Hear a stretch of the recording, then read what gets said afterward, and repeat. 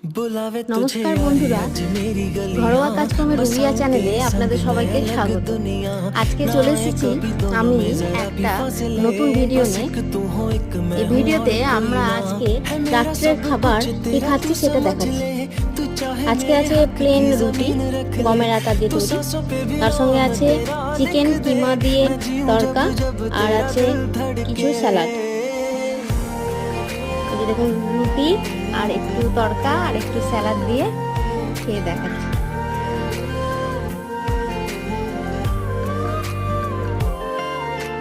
আমি চিকেন তড়কা এই প্রথম তৈরি করলাম, খেতে খুবই সুন্দর হয়েছে। চ্যানেলটিকে ভালো লাগলে প্লিজ লাইক এবং সাবস্ক্রাইব করে দেবেন।